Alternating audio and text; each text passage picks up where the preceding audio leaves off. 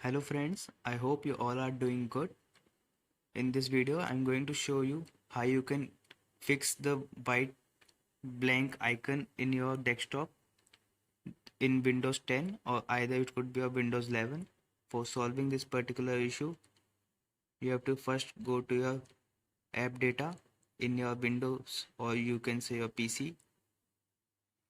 For going to app data, you have to right click on the Windows icon here, then click on the run option. After this run window will pop up, you have to type here app data.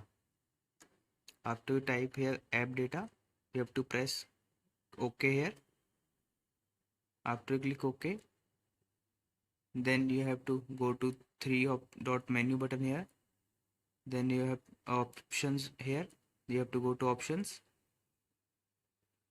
Here you will see an option called view. You have to click here. Then below you can see many options. There you have to go to the option called show hidden files folder and drives.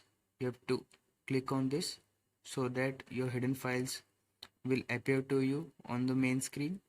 After this you have to click on apply. After you click apply, you will close this window. Then you have to click on local folder. Here you have to go below and find icon cache option. After you find icon cache, you have to delete this particular file.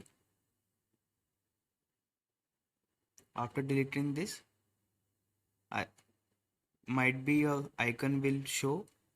If again it doesn't show your icon, it shows white, then you have to do like this. You have to go to task manager, and going to task manager you have to go below and find the option Windows Explorer.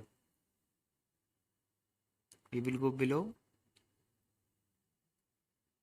there you will find the option Windows Explorer.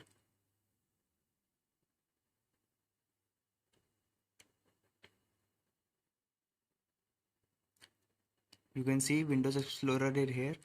You have to right click on it and restart it. After you click on restart, your problem will be solved. I hope you like this video. Thanks for watching this video.